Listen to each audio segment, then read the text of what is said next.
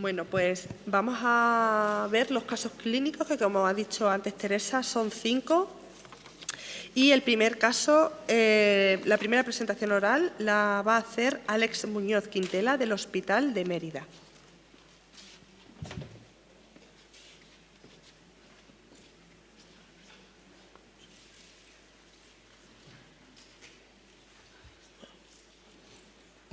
Hola, buenas tardes.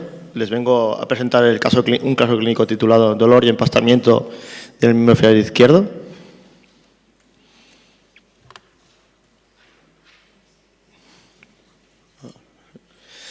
El contexto clínico de nuestro caso es una mujer de 68 años con antecedentes de hipertensión, diabetes, dislipemia, obesidad mórbida, tromboembolismo pulmonar y hipertensión pulmonar moderada.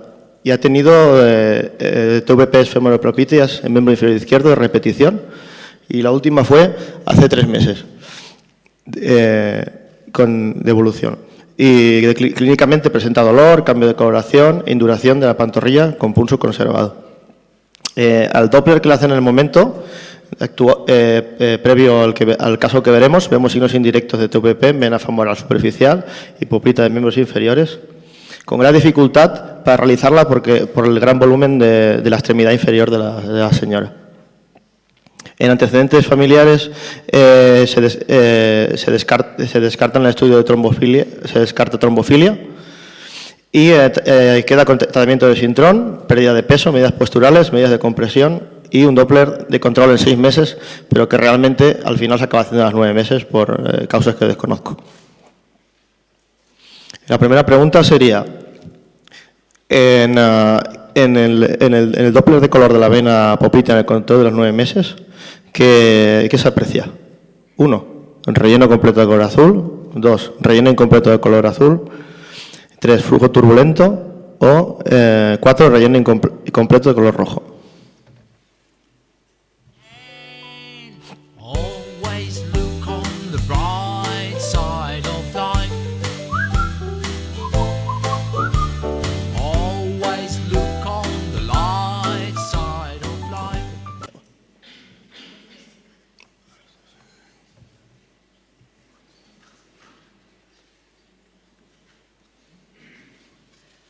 Bueno, pues como podemos ver, efectivamente hemos hecho bien un flujo turbulento, porque lo apreciamos con el Doppler, hay más de un color.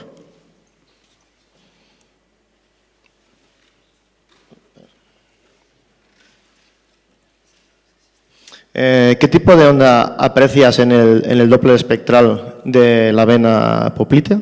¿Una onda venosa normal? ¿Una onda arterial monofásica?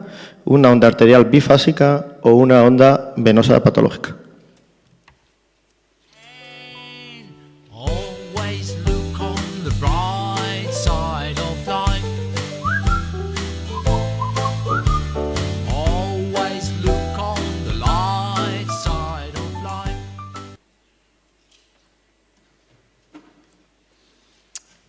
Realmente estuvimos discutiéndolo en el servicio y lo que es la onda sería de una onda arterial monofásica, porque como podemos ver solo hay un pico, ya que los picos inferiores son un poquito artefacto de la arteria y que el ángulo de medición tampoco es de 60 grados exacto. Por eso lo definimos como onda arterial monofásica.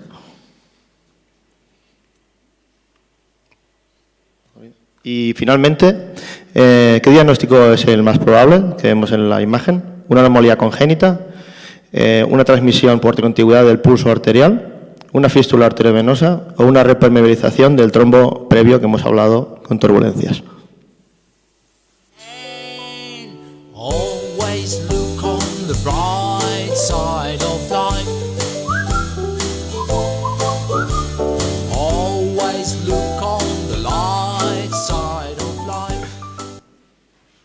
Bueno, pues nuestro diagnóstico definitivo es una fístula arteriovenosa al final. Ahora, como podemos ver, hay aquí una doble comunicación, no sé si se ve el puntero, me parece que no, bueno, se ha reflejado. Pero ahora veremos la arteriografía y el TAC, y el angioTAC lo confirma. Uy, sí, esta animación. Muevo el puntero y no será nada.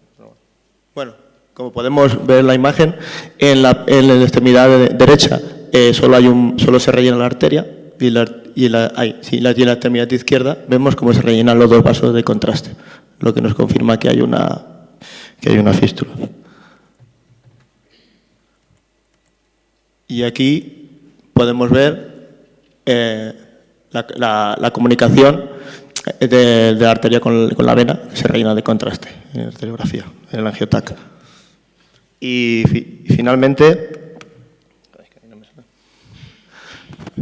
decir que esto se acabó interviniendo por cirugía vascular.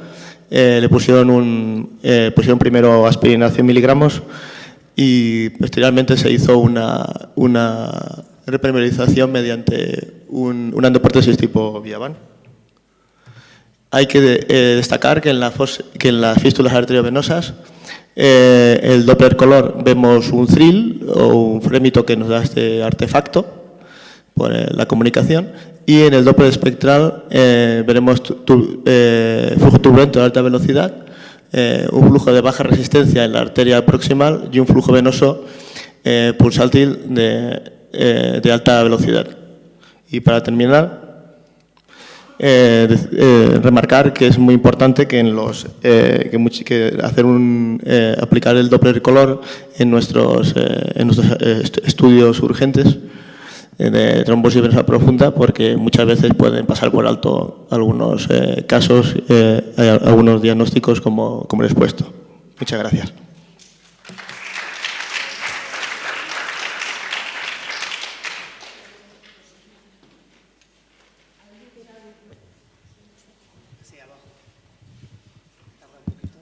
¿Alguien tiene algún comentario o alguna pregunta?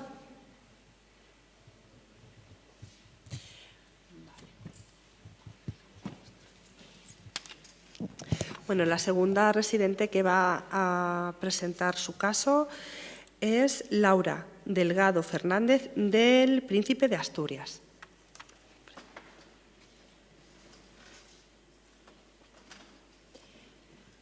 Hola, buenas tardes a todos. Yo he traído un caso de un chico de 23 años que tiene como antecedentes personales una válvula de derivación ventriculoperitoneal por hidrocefalia en la infancia y una ureterostomía derecha por hidronefrosis congénita. Es obeso y no tiene otros factores de riesgo cardiovascular. Llega a la urgencia con un miembro inferior izquierdo aumentado de volumen, eritematoso y doloroso, y en la analítica tiene un dímero D de 6. La sospecha clínica es de TVP y nos piden una eco de urgencia. Entonces, tenemos que hacemos la ecografía Doppler con una sonda convex, porque, como he dicho, el paciente era obeso. Y entonces, en las imágenes, la esquina abajo tenemos la vena femoral superficial y la arteria femoral superficial, luego la vena femoral común en la otra esquina, arriba en la esquina la ilíaca externa, en medio la ilíaca interna y la vena cava inferior.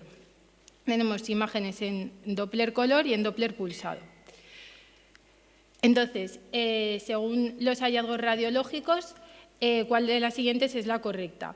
Venas del sistema venoso profundo permeables, trombosis venosa profunda completa de la cava inferior, de la vena ilíaca común, de la ilíaca externa y de todo el sistema venoso profundo del miembro inferior izquierdo, trombosis del sistema venoso profundo del miembro inferior izquierdo con venas ilíacas común interna, externa y vena cava inferior permeables, o trombosis de las venas del sistema venoso profundo. La ilíaca externa, la femoral común y la vena femoral superficial estarían afectadas. Always look on the bright side of life. Always look on the light side of life. La respuesta correcta es la 4. Hay trombosis de la ilíaca externa, de la femoral común y de la superficial. Al paciente lo ingresan en la planta y le realizan un escáner para completar el estudio. tenemos imágenes, bueno, es un escáner en fase portal con imágenes axiales, donde tenemos del abdomen, vemos arriba la ilíaca, o sea, la vena cava inferior, luego un corte de la pelvis, donde podemos ver circulación colateral, el corte sagital para ver la cava inferior, un corte del tórax, donde vemos el tronco de la arteria pulmonar y de las arterias pulmonares principales, y otro en la pelvis, donde vemos las ilíacas externas. Hay que señalar cuál de las siguientes es la correcta. Bueno, la respuesta 1, que es que el paciente tiene un TEP, la 2, que el diagnóstico es de una hipoplasia de la cava inferior con importante circulación colateral retroperitoneal, la 3 es que el paciente tiene un trombo de la ilíaca común izquierda, de la externa, o sea, de la ilíaca interna, de la ilíaca externa, que se extiende a la vena femoral y estaría en relación con el diagnóstico que hemos hecho en la ecografía. La 4, que hay afectación también del sistema venoso del miembro derecho, y la 5, que la 2 y la 3 son correctas. Always look on the bright side of life. Always look on the light side of life. Bueno, la respuesta correcta son las 2 y la 3. En el corte del abdomen veíamos la vena cava hipoplásica y la circulación retroperitoneal y la trombosis que sabíamos que tenía el paciente. Y luego hacemos 2 controles al paciente. Uno en 2017, donde se ve la cava, o sea, está la ilíaca, y también vemos la vena femoral común. Bueno, y luego tendríamos el control de 2018, donde tenemos una imagen de la ilíaca y de la vena femoral común. Entonces, dentro de las respuestas, pues la 1 es que hay resolución de la TVP en los 2 controles, la 2 es que persiste la TVP en los 2 controles, 3, trombosis oclusiva de la ilíaca externa y de la femoral común en el control de 2017 y resolución completa en el control de 2018. 4, trombosis de la ilíaca externa con recanalización parcial de la vena femoral común y resolución completa en 2018. Y 5, trombosis venosa profunda de la vena ilíaca externa con recanalización parcial de la vena femoral común en 2017 y no hubiera sido necesario controlar más al paciente. Always look on the bright side of life. Always look on the light side of life. La respuesta correcta es la 4. Había trombosis con recanalización parcial de la femoral común y se había resuelto en 2018. Entonces, voy a hablar de las anomalías de la vena cava inferior. La cava es el conducto de retorno venoso desde las vísceras del abdomen y del miembro inferior, de los miembros inferiores hacia el corazón. Y normalmente las variantes son asintomáticas y se descubren incidentalmente. Dentro de ellas estaría la cava izquierda, que se localizaría a la izquierda de la aorta y recibe el drenaje del riñón izquierdo y pasa por delante de la aorta para luego seguir su trayecto normal. Entonces, esto sería un corte en coronal donde vemos la aorta y a la izquierda colocada la ilíaca. Y en el corte axial de arriba vemos como la cava inferior pasa por delante de la aorta. Luego la vena cava inferior doble, tenemos la vena cava derecha normal y luego otra vena cava inferior izquierda que recibe el drenaje de la vena renal y igual que hacía la vena cava izquierda, pues se va por delante de la aorta y sigue su trayecto normal. Podemos ver en el corte axial cómo la aorta está rodeada por las 2 cavas. Y luego está la vena cava interrumpida, que aquí hay muchas variantes, 2 de ellas serían cavas interrumpidas con venas cavas inferiores dobles, que se puede continuar con hemiácigos o ácigos en función de la vena renal derecha sea retroaórtica, entonces se continuaría con la hemiácigos, y si la vena renal izquierda es retroaórtica, se continúa con una ácigos. Vemos como en la primera imagen falta la vena cava inferior, y en el segundo corte, que ya es más torácico, vemos la ácigos y la hemiácigos. Luego la vena cava inferior interrumpida, pero con la circulación suprarrenal preservada, y el uréter retrocava circuncava, que es siempre derecho, y es un uréter que se va por detrás de la aorta y luego de la cava, y pasa entre medias de la cava y de la aorta, y después se hace anterior a la cava. Normalmente es asintomático, y cuando lo encontramos puede producir infección o hidronefrosis. Y luego, dentro de las venas cava, de las anomalías de la cava, estaría la de la vena renal izquierda, que puede ser retroaórtica o circunaórtica, que iría una rama anterior, que sería la más superior y recibe el drenaje de las venas suprarrenales, y otra rama más posterior, que es la inferior, y recibe el drenaje de las venas gonadales. Y esto sería el ejemplo de la retroaórtica, y cómo la vena renal también puede ir por delante. Muchas gracias.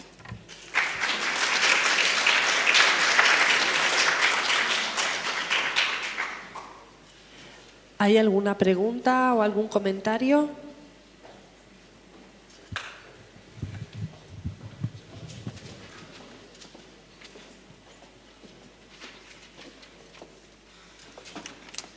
Bueno, pues la siguiente residente que va a realizar su presentación es Saray Fernández Gómez, y es del Hospital de Badajoz.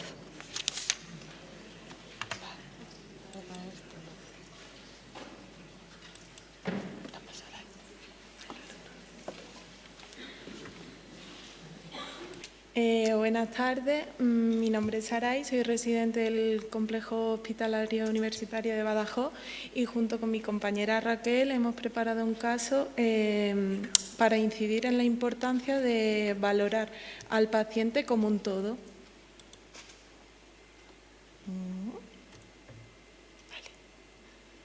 Se trata de una mujer de 34 años, fumadora, en tratamiento con anticonceptivos orales, que se presenta en el servicio de urgencias por edema del miembro inferior izquierdo hasta la raíz de 24 horas de evolución. Lo único interesante en la analítica es un dímero de casi 7.000, y la paciente no refiere inmovilización ni otros hallazgos reseñables. Sí que llama la atención cuando llega para la realización del Doppler venoso un aumento del hipogastrio en una paciente que era extremadamente delgada. Y bueno, esta es la primera pregunta. ¿Cuál es el signo más sensible para la detección de una trombosis venosa profunda? Always look on the bright side of life. Always look on the light side of life. Fue la respuesta, si quiere salir.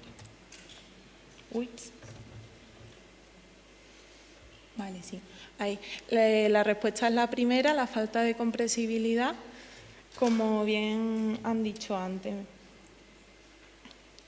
Destaca... Uy. Que no sé por dónde voy con las imágenes. Vale, ya. En la ecografía Doppler, aquí tenemos una imagen en un corte longitudinal y en otro transversal de la vena femoral común. Y bueno, esta es la segunda pregunta, ¿qué es lo que se ve en las siguientes imágenes? Sí, sí, Always look on the bright side of life. Always look on the light side of life.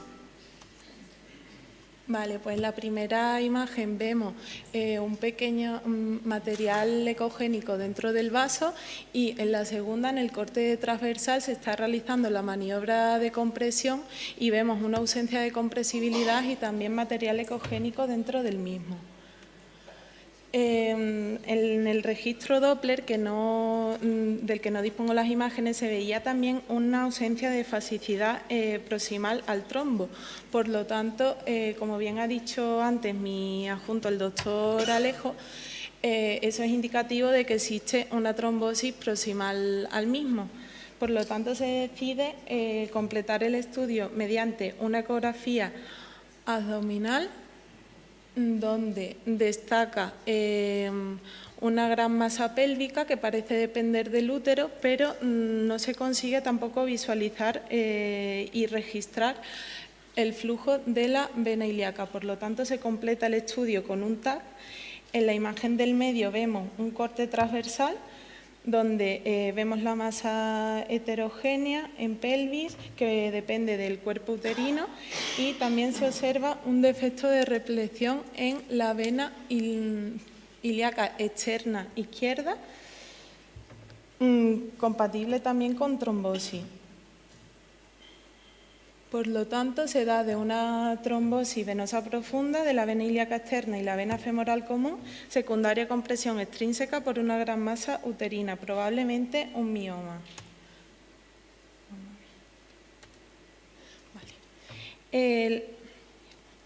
Las causas de la trombosis venosa profunda se pueden dividir tanto en hereditarias como en adquiridas, si bien es frecuente que se combinen ambas. Lo más frecuente en las hereditarias es la mutación en el factor 5 de Leiden y, bueno, como ya he dicho hace un momento, se suele acompañar también de una serie de factores de riesgo adquiridos. En cuanto al diagnóstico diferencial, hay un amplio rango de patologías, entre los cuales podemos destacar las tensiones o desgarro muscular, el quiste de Baker complicado e incluso la insuficiencia venosa, que también va a dar un aumento del miembro inferior afecto. Y, bueno, actualmente la paciente está ingresada, por eso está con heparina a dosis terapéutica y en espera de cirugía para la exéresis de dicha masa y confirmación histológica. Y, bueno, como conclusiones tenemos que es importante evaluar al paciente como un todo, que el signo más sensible es la ausencia de compresibilidad del vaso y que suele haber una confluencia tanto de factores de riesgo genéticos como adquiridos. Y la ecografía Doppler es la exploración de lesión para realizarlo. Y, bueno, eso es un fallo de la animación, que en teoría tiene que venir la bibliografía.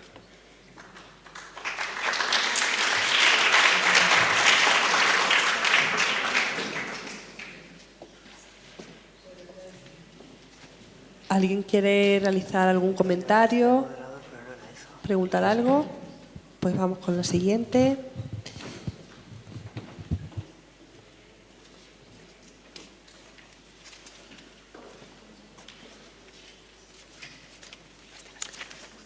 El siguiente caso lo va a presentar Marta Alhambra Morón, del Hospital Príncipe de Asturias.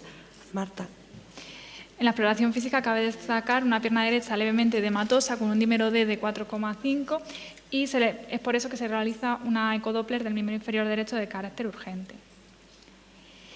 Entonces, ¿cómo describiría los hallazgos radiológicos? Uno, respuesta negativa. No se ven.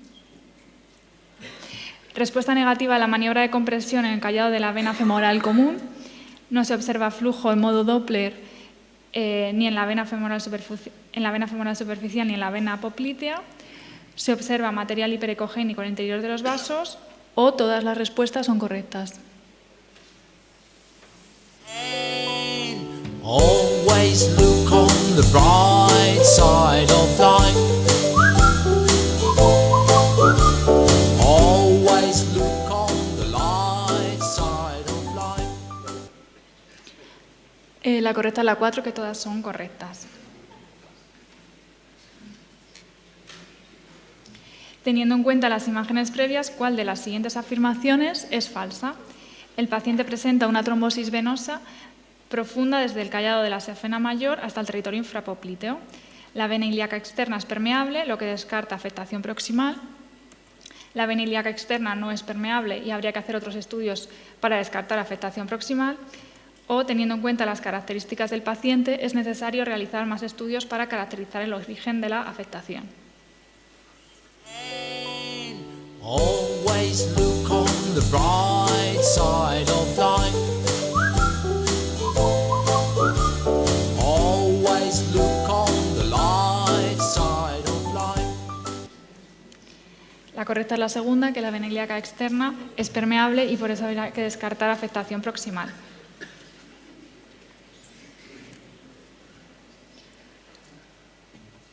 Al paciente se le realiza un TAC dentro del estudio de extensión etiológico. Entonces, ¿qué alteraciones se observan? En este caso voy a leer primero las posibles respuestas, que sea que tenga una vena cava inferior doble, una vena cava inferior doble con la vena renal derecha retroaórtica y continuación de la hemiácigos de la vena cava inferior, una vena cava inferior doble con la vena renal izquierda retroaórtica y continuación de la ácigos de la vena cava inferior, o una vena cava inferior única izquierda y una vena renal derecha retroaórtica. Always look on the bright side of life. Always look on the light side of life. Bueno, la correcta es la última. Se trata de una vena cava inferior única izquierda con una vena renal derecha retroaórtica.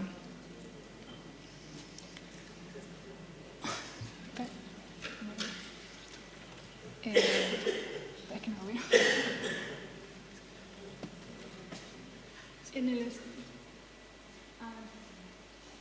Pues entonces, en el estudio teológico de la trombosis venosa profunda de los pacientes jóvenes, sobre todo, se ha demostrado en los últimos años, gracias a los avances del TAC y de la resonancia, que las anomalías de la vena cava son un nuevo factor etiológico a tener en cuenta. Supone un factor de riesgo entre el 5 y el 9,5% y se dan en aproximadamente el 3% de la población y suelen ser asintomáticas. La vena cava inferior está formada por 4 segmentos de diferente origen embriológico, que son hepático, prerrenal, renal y posrenal. Y son el resultado de la fusión parcial y regresión posterior de 3 pares de venas. Entonces, cualquier tipo de alteración que se produzca a estos niveles en el desarrollo, pues da lugar a un gran número de anomalías de la vena cava. El paciente de nuestro caso lo que tenía era una ausencia de la continuación entre la vena cava inferior torácica y la abdominal, teniendo una continuación de la vena cava inferior izquierda con la hemiácigos, que estaba, y luego además que la vena cava inferior izquierda y las ilíacas estaban aumentadas de calibres, y también tenía una vena renal derecha retroaórtica, con 2 venas renales izquierdas. Y en cuanto a las variantes anatómicas, que son las que ya había descrito la que había descrito mi compañera, la vena cava inferior izquierda, la vena cava inferior doble, la vena cava inferior doble con vena renal derecha retroaórtica y continuación de la hemiácigos, la vena cava inferior doble con vena renal izquierda retroaórtica y continuación con la ácigos, la interrupción de la vena cava inferior con continuación de la ácigos, la interrupción de la vena cava inferior con continuación de la hemiácigos, la ausencia de la vena cava infrarrenal, con preservación del segmento suprarrenal, la vena renal izquierda retroaórtica, la círcula aórtica o el uréter retrocavo por último. Ya está.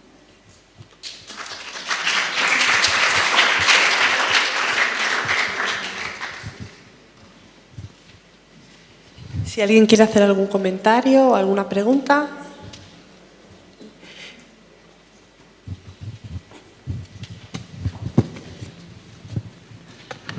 Bueno. Que no se ve aquí.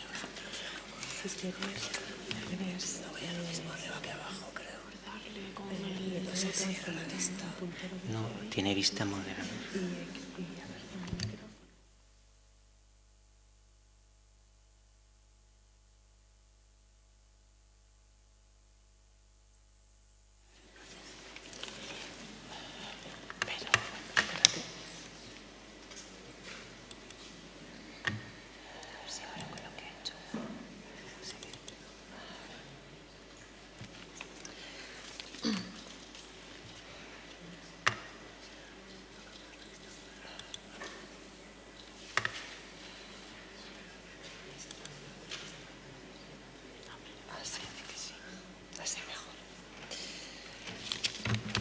Bueno, pues la última presentación la va a dar Raquel Teresa Martínez y es del Hospital de Badajoz.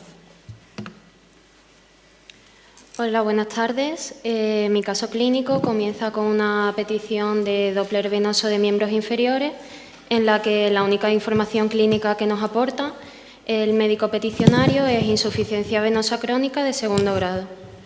A vuestra izquierda veis una foto de unos miembros inferiores que podrían corresponder a los que presentaba el paciente y a vuestra derecha un registro Doppler a nivel del callado de la vena safena mayor tras la maniobra de Valsalva. Aquí os presento la primera pregunta, que consiste en que si consideráis que este paciente tiene insuficiencia venosa crónica. La respuesta A es sí, ya que presenta tanto varices como signos ecográficos de insuficiencia, ya que se observa reflujo a nivel de la unión safenofemoral y también se observa incompetencia valvular. La respuesta B es sí que existe insuficiencia venosa crónica, pero muy incipiente, ya que no se observan signos ecográficos, aunque sí que existen telangiectasias o arañas vasculares. Respuesta C, no presenta signos clínicos ni ecográficos de insuficiencia venosa crónica. Y respuesta D, el estudio no es determinante. Always look on the bright side of life. Always look on the light side of life. Vale, la respuesta correcta es la C. Vamos a ir primero, bueno, vamos a explicarlo ahora. En un primer momento nos vamos a centrar en el estudio Doppler. Bueno, no aparece, sí. Vemos cómo tras la maniobra de Valsalva se produce un ligero reflujo de muy poca intensidad que se podría considerar fisiológico, pero que después se produce un cierre valvular completo. Y bueno, está claro que en ese contexto no existen signos ecográficos de insuficiencia venosa crónica. Ahora vamos a explicar por qué no existen signos clínicos de insuficiencia venosa crónica. Para ello tenemos que entender bien la fisiopatología de la insuficiencia venosa crónica. Se produce por una incompetencia valvular que impide el correcto retorno venoso desde las venas hacia el corazón. Y eso provoca que la sangre quede remansada y se produzcan dilataciones de las venas. En función del grado de dilatación de dichas venas se adquieren distintas terminologías. En el caso de que sean menores de un milímetro se denominan telangiectasias o arañas vasculares. Y en estos casos es un problema fundamentalmente estético y no suele tener repercusiones clínicas. Cuando miden entre 1 y 3 milímetros se denominan venas reticulares y si miden ya más de 3 milímetros son los típicos cordones varicosos que todos conocemos y que normalmente son los que dan más problemas a nivel patológico y de sensación de disconfort del paciente, tanto por molestias estéticas como clínicas. Y en el caso de que afecten a los principales troncos vasculares, se denominarán varices tronculares. Pero aparte de producirse este remanso de sangre, también se produce un daño endotelial que produce otros tipos de síntomas, aparte de los típicos cordones varicosos. La disfunción endotelial hace que se produzca extravasación de sustancias a nivel extravascular y se pueda dar distintos signos clínicos, como puede ser el edema, la pigmentación ocre de la piel por extravasación de hemosiderina y una entidad que se llama lipodermatoesclerosis, que tiene dos estadios. En un primer momento, una primera reacción inflamatoria en la que se verá una placa eritematosa y conforme vaya evolucionando se va a transformar en una atrofia blanca que se verá como una placa indurada. También puede dar úlceras venosas bien cicatrizadas o abiertas. Ahora vamos a ver imágenes reales para que se nos quede bien los signos clínicos de esta insuficiencia venosa. Aquí vemos los distintos grados de dilatación de las venas, como hemos explicado antes, telangiectasia, varices reticulares y varices tronculares, de menor a mayor. Y estos son los signos ya de la complicación de insuficiencia venosa crónica por esta disfunción endotelial. Arriba a la izquierda la dermatitis ocre por extravasación de hemosiderina, la hipodermitis, que es la reacción inflamatoria del tejido celular subcutáneo por esta extravasación de compuestos a nivel extravascular, y abajo de la izquierda esa placa indurada, que ya son estadios más avanzados, y la última corresponde a una úlcera venosa. Si visualizamos bien estas imágenes, no tienen nada que ver con esta imagen de los miembros inferiores del paciente, y es que esto se trataba de una livedo reticularis. Se produce por espasmo o compresión a nivel arteriolar. En estos casos no se afectan las venas, sino las arteriolas, y se asocia a gran cantidad de entidades clínicas. Ya una vez que hemos descartado la insuficiencia venosa crónica, continuamos realizando el estudio ecográfico y visualizamos lo siguiente.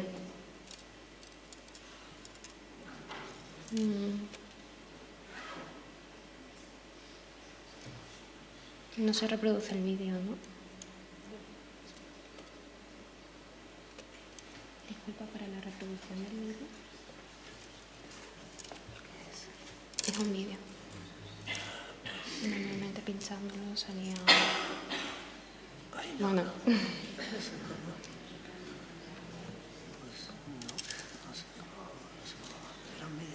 Sí, pero bueno, no importa.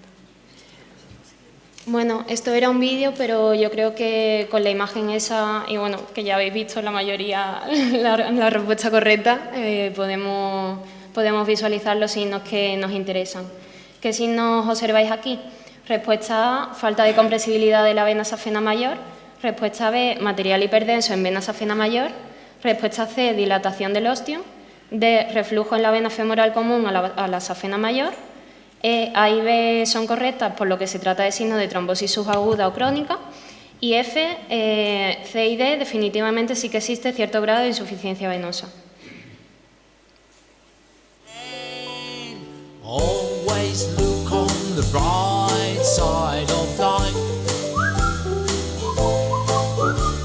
Always look on the light side of life. Vale, muy bien, soy muy lista. La respuesta correcta es la B. Observamos un material hiperdenso en vena safena mayor. Este paciente no tenía insuficiencia venosa crónica como en principio, según la petición de la prueba, pensábamos, y nos encontramos que tiene una trombosis subaguda con material hiperdenso en la vena safena mayor. Revisando pruebas de imagen anteriores del paciente para contextualizarlo un poco y entender qué es lo que le ocurría, observamos que tiene múltiples estudios cerebrales. Aquí os pongo dos cortes axiales de resonancia magnética en secuencia FLAIR, y aquí viene la siguiente pregunta. ¿Qué observa en la resonancia magnética? A, hiperintensidad subcortical en lóbulos occipitales. B, hiperintensidad de la sustancia blanca periventricular en relación con patología isquémica crónica de pequeño vaso. C, tumor occipital posterior. D, A y B son correctas. E, ninguna es correcta. Always look on the bright side of life. Always look on the light side of life. Muy bien, la respuesta correcta es la D. A y B son correctas. Más adelante volveremos a incidir el por qué he puesto esta imagen cerebral, que en principio no parece que tenga mucho que ver con el estudio de Doppler de miembros inferiores. Se le realizó un control ecográfico posterior a la paciente. Arriba a la izquierda veis un corte axial de la safena mayor a nivel distal. A la izquierda de esa imagen está sin maniobras de compresión y a la derecha con maniobras de compresión. Abajo de esta imagen vemos una variz dependiente de esta safena mayor izquierda, y a la derecha vemos un registro Doppler con maniobras de Valsalva. Aquí viene la siguiente pregunta, y es ¿cómo creéis que ha evolucionado? La respuesta A, se ha resuelto completamente el cuadro, siendo actualmente un estudio normal. B, la trombosis se ha resuelto completamente, pero ahora tiene cierto grado de insuficiencia venosa. C, presenta flebitis residual, pero sigue siendo competente. Y D, presenta flebitis residual y además actualmente tiene cierto grado de insuficiencia venosa. Always look on the bright side of life. Always look on the light side of life. Muy bien, la respuesta correcta es la cuarta. Vemos que la safena mayor tiene un material hiperecogénico en su interior y que aparte con la maniobra de compresión no se colapsa completamente su luz. Esto es un signo de flebitis residual a ese trombo que vimos en el estudio anterior. Y abajo, además, en el registro Doppler vemos que presenta un reflujo mayor de 1 segundo y que además no se produce un cierre valvular completo. Por lo tanto, se ha producido una insuficiencia venosa probablemente residual a esa resolución de la trombosis. En definitiva, tenemos un paciente que venía por una insuficiencia venosa crónica, pero que ni en el registro Doppler ni en la clínica lo objetivamos y que en vez de eso vemos una livedo reticularis y una trombosis subaguda de la vena safena mayor. Y además, viendo otros estudios del paciente, vemos múltiples accidentes cerebrovasculares isquémicos y además que estaban asociados a clínicas de convulsiones y episodios de vértigo. Esto se trataba de un síndrome de Sneddon. Como aprendizaje de este caso clínico, vamos a incidir en que al realizar un estudio Doppler es importante, antes de coger el ecógrafo y explorar el sistema venoso, realizar una correcta anamnesis de los síntomas del paciente y de los signos que presenta. Esto nos ayuda a dirigir el estudio y hacernos un mapa mental de la red venosa del paciente y esto nos ayudará a tener como resultado final un estudio e informes rigurosos. Se debe ser sistemático en el estudio Doppler venoso de miembros inferiores, porque si únicamente hubiésemos evaluado la petición inicial de este paciente, quizás nos hubiésemos saltado esa trombosis subaguda de la safena mayor y que siempre tenemos que contextualizar los hallazgos dentro del cuadro clínico del paciente. En cuanto al síndrome de Sneddon, es una rara vasculopatía trombótica de origen autoinmune que se da fundamentalmente en mujeres en la tercera y cuarta década de la vida y que tiene una incidencia muy baja de 4 por cada millón de habitantes por año y una mortalidad afortunadamente también baja de 9,5% en 6 años. Los síntomas primarios se dividen en dermatológicos y neurológicos. El típico dermatológico y que además suele preceder al resto de los síntomas son las livedos reticulares en racimo por oclusión de las arteriolas, como explicamos previamente. Y en cuanto a los neurológicos, son accidentes cerebrovasculares de tipo isquémico como patología aguda y que eso desencadenará una demencia vascular a largo plazo. Como síntomas secundarios tenemos una gran variedad de síntomas, entre los que destacamos, como hemos visto en este paciente, trombosis venosa y cuadro clínico de convulsiones y vértigo. Y nada, eso es todo.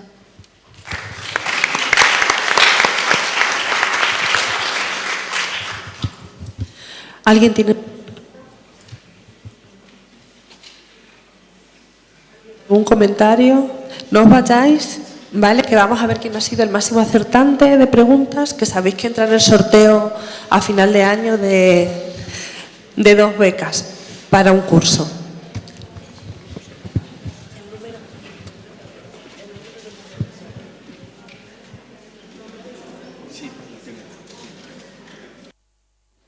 ¿Se escucha? Sí. A ver, el mando con el número 5783.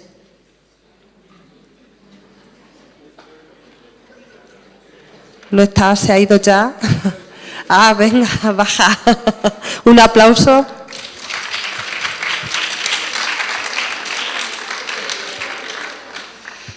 Bueno, pues preséntate, di tu nombre, qué año de residencia y de qué hospital. Hola, soy Íñigo Zubiaguirre, soy residente de primer año en el Hospital Universitario Severo Ochoa. Muy bien.